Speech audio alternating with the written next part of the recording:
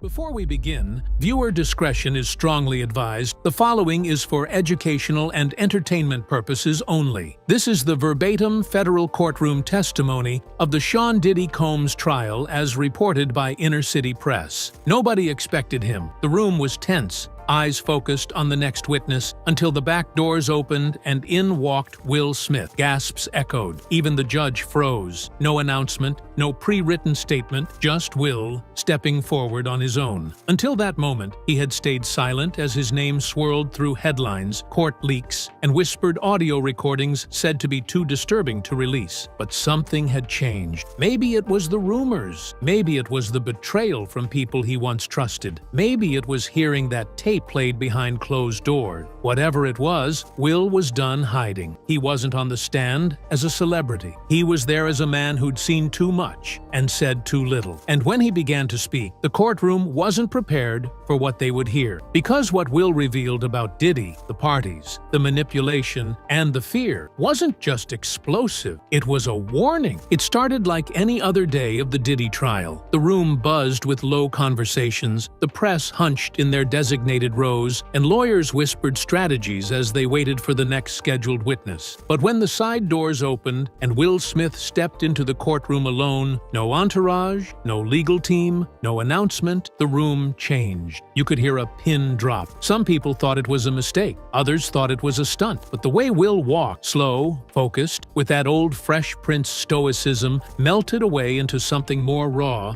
told everyone this was real. The judge raised an eyebrow, and Diddy, who'd been smugly lounging at the defense table, suddenly looked tense. Will walked straight to the witness stand. No eye contact with anyone. He didn't even glance at Diddy. "I wasn't asked to come here today," Will began. "I asked if I could speak." The judge allowed it. And from that moment on, the entire trial shifted. Because what Will Smith was about to say wasn't part of any media narrative. It wasn't a social media leak. It was something that had haunted him for years. Something that began at a party no one was supposed to talk about. "I've kept a lot inside for a long time," he said. "I've laughed on red carpets. I've won awards. I've made movies about honor and strength. But none of that can hide what I saw, what I experienced, and who made it happen." He turned just slightly toward Diddy. "You did." Will Smith told the courtroom that it started like many Hollywood stories do, with an invitation. "It came through a mutual contact, someone I'd worked with before. The way they framed it, it was supposed to be a celebration. Diddy's birthday. Nothing wild, just music, networking, a place where stars could unwind. I'd been to things like that before, so I didn't question it. But the moment Will arrived, he knew something was off. It was at this massive mansion in the hills. Black SUVs at the front, security everywhere. The second I stepped inside, my phone was taken. That should have been the first red flag. They said it was for privacy, to protect the guests. But it felt like something else, like they didn't want anything getting out. He was ushered inside. The lights were dim, the music low and strange, ambient, rhythmic, almost hypnotic. There were no cameras you could see, but there were mirrors everywhere. It felt like someone was always watching. Will said that after a few drinks and some casual conversation, Diddy approached him directly. He said something like, "Now you're part of the family," and he smiled. That smile, it wasn't warmth, it was ownership. Will said he followed Diddy into a back room, thinking they were going to talk business. Instead, what he saw shook him to the core. There were people performing, men,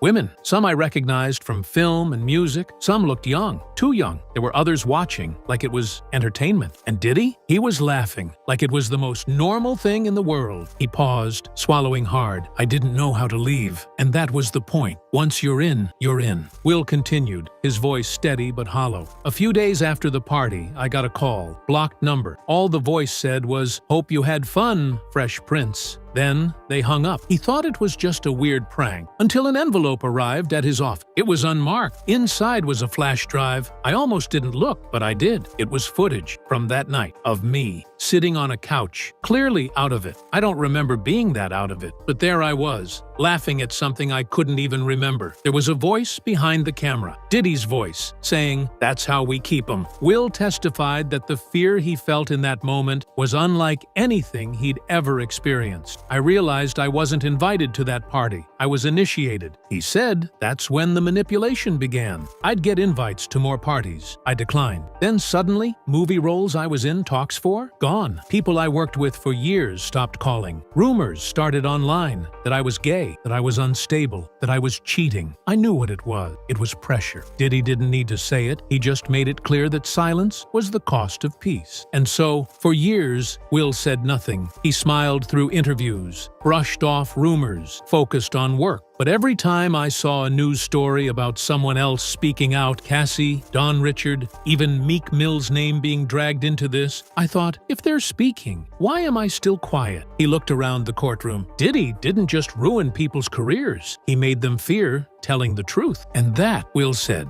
was what finally brought him to court. Will paused, glanced at the jury, and leaned closer to the mic. It wasn't just a video. That was the leash. He said from that moment on, everything he did felt like it had strings attached to it. He explained that calls would come through his agent, invitations to events, meeting, projects. When he said no, things would shift behind the scenes. I'd say no to a Diddy event, and the next week I'd find out a greenlit project suddenly wasn't greenlit anymore. He said this didn't happen once or twice. It became a pattern. Diddy didn't have to threaten people. He had systems that did it for him. PR people, bloggers, producers. He knew who to call. He knew how to make problems appear out of thin air and how to make opportunities vanish just as fast. Will testified about one specific instance in 2013 when he had been lined up for a major international campaign with a top luxury brand. We were in final negotiation. I'd already shot the first lookbook. Then, out of nowhere, they dropped me. I never got a reason. But 2 weeks later, I was invited to another Diddy event. When I declined again, the phone calls started. Rumors, gossip blogs, posting stories about me that were oddly specific. Stuff only someone with access could have planted. He said it was psychological warfare. You start to feel like you're crazy, like you're paranoid, but then you see it. The patterns, the punishments. You realize you're not imagining it. You're being boxed in. Will told the court he knew other celebrities going through similar things. Some of them are sitting silent right now. Some of them have contracts that won't let them speak. Some of them are scared they'll be exposed the same way. Then he turned toward Diddy and said plainly, "You didn't just collect people. You controlled them." And everyone knew exactly what he meant. Will didn't stop at the manipulation. He explained how Diddy's grip wasn't just over artists, it stretched into Hollywood's entire foundation. You couldn't walk onto a major stage without brushing shoulders with someone he helped put there. Will said he once attended a charity gala in 2016, where, behind the scenes, high-powered figures from music, film, politics, and tech were all thanking Puff as if he was the glue holding the whole thing together. I watched one executive from a streaming platform hand him a USB drive and whisper, "Only you have the final cut." Will didn't say what was on the drive, but he said it confirmed what he'd feared. Diddy wasn't just networking, he was gatekeeping. He described moments where he saw other actors, rappers, and public figures behave oddly submissive around Diddy, like they were trying to stay in his good graces, laughing too hard, deferring to him in every conversation. I realized a lot of people weren't his friends. They were his survivors. Will testified that one reason he stayed silent so long was because he thought speaking out would blackball him permanently. But then I realized I'd already been blackballed, quietly. No official blacklist, just whispers, doubt, and doors closing. He said the only reason he stayed relevant at all was because his audience, the public, wouldn't let him disappear. That's the part Puff didn't control, the people. He explained how, over time, he began to see things differently. He started revisiting old footage, photos from events, after parties, press junkets, realizing how often Diddy's influence loomed behind the scenes. He was always there, if not in person, then in power. And then, Will said, came the moment that changed everything. Will's voice dropped to a quieter, deeper tone. I stayed quiet for 20 years. I convinced myself it wasn't happening, or that it wasn't happening to me. But then, then the audio started to surface. He said the first time he heard about secret audio tapes being played in court, he didn't believe it. Then I got a call, not from the prosecution, not from a journalist, from someone I used to trust. They said, "Will, you're on one of those tapes. They played it yesterday. People are talking." He described feeling like the floor had dropped from under him. "I didn't even know a tape like that existed, but once I accepted it might be real, everything else started to connect." Will said he stayed up all night, replaying memories. The party, the blackout, the envelope, the blocked numbers. It was all a system, and I was one of the victims. He said the breaking point wasn't fear, it was humiliation. "I realized that if I didn't speak now, my silence would become my legacy, and I couldn't live with that. My kids are going to see these headlines. My grandkids might see them. I had to speak." He told the court he called the prosecution team himself. "I told them, I'm ready. Whatever you need, whatever questions you have, I'll answer them." He looked at the jury. "I wasn't just coerced. I was played, I was filmed, and I was used." Then he looked at Diddy again, this time with a sharper tone. "And you knew exactly what you were doing." Will closed his eyes for a moment before speaking again,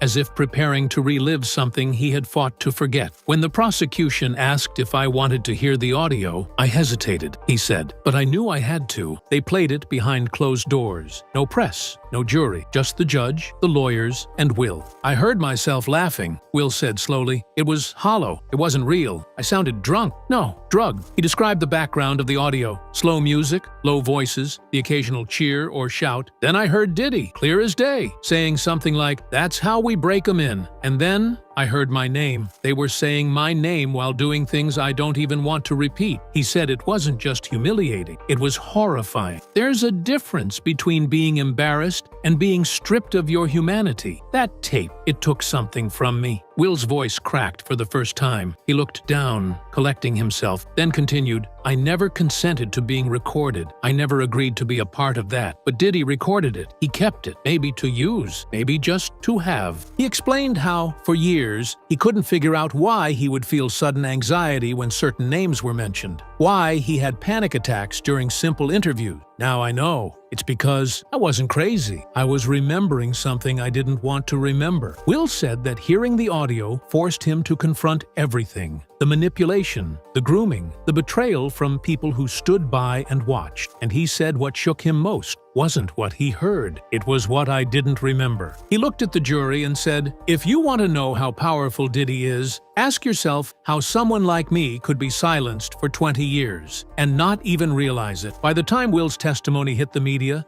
it was too late for Hollywood to do damage control. The clips from court were viral before the bailiff could even call reset. Hashtags exploded. Our Will Speaks, our Freak Off tape, our Diddy file. And for the first time, the public saw Will not as a polished A-lister, but as a survivor. Will said, "I knew once I spoke, things would get ugly, but I didn't know how fast." He recounted how within 24 hours of testifying, he lost 2 pending brand endorsements. Another studio halted promotion for a film he had already shot, but he said it didn't matter, because I'd already lost something more valuable years ago, my voice. He said the calls started rolling in. Quiet ones, texts from actors, producers, even directors. Some of them thanking him, others warning him. One said, "You don't know who you just declared war on." Another said, "You've made yourself radioactive." Will mentioned a few names without full detail, citing legal reasons, but nodded when the prosecution asked about people like Kevin Hart, Meek Mill, and Lucian Grange. This isn't just a Diddy problem. It's an industry built on silence, and everyone's been trading in that currency. He also said he believed others had dirt on him. "I know after this, more footage might come out. They'll try to paint me as unstable, as broken. Let them. I'm not here to protect myself anymore. I'm here to protect the truth." He told the court he expected backlash, expected denials, and expected Diddy's legal team to claim he was making it all up. "They'll say I'm bitter. They'll say I'm covering something. But I ask you this. If I was lying, why did I wait this long? Why now, when I have more to lose than ever?" He ended that part of the testimony with a line that silenced the room. Sometimes the truth comes late, but it still hits like thunder. For his final statement, the judge allowed Will to speak directly to Diddy. He stood from the witness chair, walked a few feet closer, and looked him in the eye. "You built an empire out of manipulation," he began. "You called it success. You called it culture. You called it love, but all you built was fear. Diddy didn't respond. He sat there, motionless, his lawyer whispering in his ear. Will didn't blink. I saw what you did to those girls. I saw what you did to me. I heard the things you said about me when you thought I wasn't listening. You broke people for sport. Then Will pulled something from his pocket. An old photo. This was me in 2004, right before the first party. That's the man I used to be. He held it up to the court. I haven't seen him in years. Will turned to the jury. If you think this is just about Cassie or me or one night in some mansion, you're not seeing the whole picture. This is about a network of power designed to silence truth, and if we don't tear it down, it will keep going. Then he faced Diddy one last time. You once said nobody parties like Diddy. Well, nobody lies like you either. He walked back to the stand, picked up his things, and exited the courtroom without looking back. And Diddy? He sat there, pale, unblinking, his fingers shaking, because for the first time in decades, he wasn't the one controlling the room. When Will Smith stepped down from the witness stand, he didn't look like a man who had won anything. He looked like someone who had finally stopped running. The courtroom was still tense, almost unsure how to breathe again. Even the judge looked shaken. Some of the jurors had tears in their eyes. And Diddy, for the first time in the entire trial, looked like he had nothing left to say. Will didn't speak to the press when he exited. He didn't wave, didn't posture. He walked out the front of the courthouse with his head held high, but his shoulders carried the weight of 20 years of trauma. When asked later by reporters if he felt relieved, he reportedly responded, "Relief isn't the right word. It's just finished." But outside the courtroom, the world was only beginning to react. Hollywood went into a quiet panic. Executives canceled meetings. Agencies paused deals. Directors and producers who had once celebrated Will Smith suddenly found their phones ringing with questions. The same people who once said, "He's family," were now issuing boilerplate statements of